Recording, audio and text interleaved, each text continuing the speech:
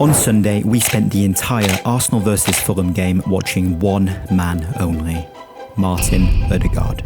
You see, at Be Your Best, we're a little obsessed with scanning and how it can help improve your game.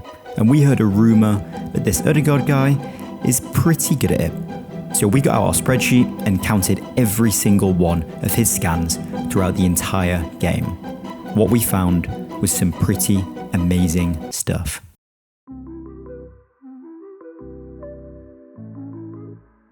First up is the total number of scans, which for Odegaard in this game was a grand total of 493, an insanely high number.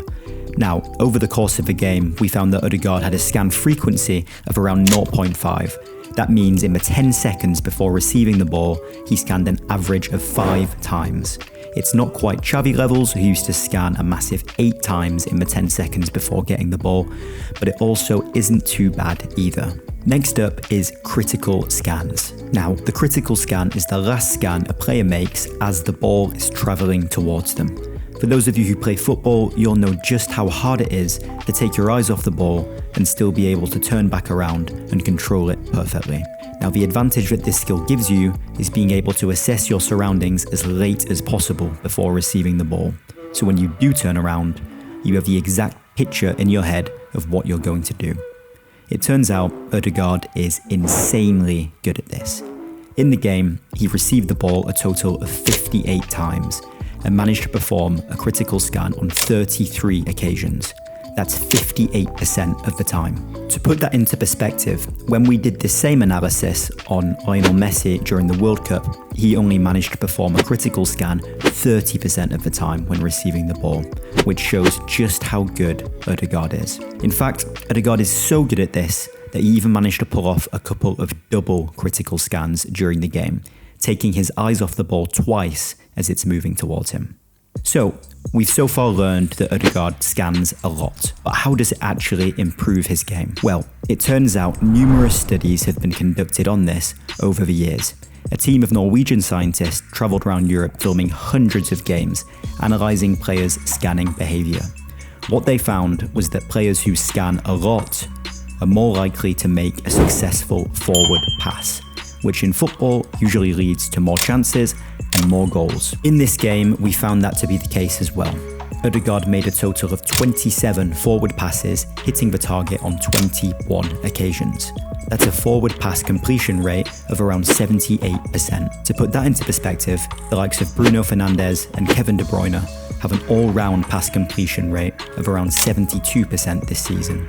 What's even more interesting is in situations where Odegaard performed a critical scan, his forward pass completion rate jumped up to 81%, showing just how useful this skill is to players. We can see just how useful it is as well by looking at the times when Odegaard didn't perform a critical scan. In this clip, the ball gets fizzed into him so quickly that he's unable to scan before receiving it. Guess what happens next? He gives the ball away. Without scanning and taking in a mental picture of what's behind him, Odegaard is unable to plan for his next move and ends up making a bad pass. The final thing that we discovered about Odegaard from this study was just how insanely good he is at timing his scans. You see, in football, there's a good time and a bad time to scan. The good time is when the ball is already in motion, with its speed and direction set. This could be after it's been passed and is moving, or it could be in between a player's touches. This is because the ball isn't going to change course, so it gives you a brief second to scan your surroundings, without worry about where it's going to be when you turn around. The bad time to scan though is when the ball is being touched or kicked. This is because in this moment, the speed and direction of the ball could suddenly change, so you need to be alert to where it's going to go next. If we look at the clips of Odegaard from this game, we see just how good he is at this. As you can see, whenever the ball is moving, Odegaard scans to take in information. But as soon as it's touched, his eyes are fixed back on it. Again, it's moving, so he scans, and then as it's passed, it's all eyes on the ball to assess its speed and direction. Once he's done that, he has another brief second to scan as the ball moves towards him.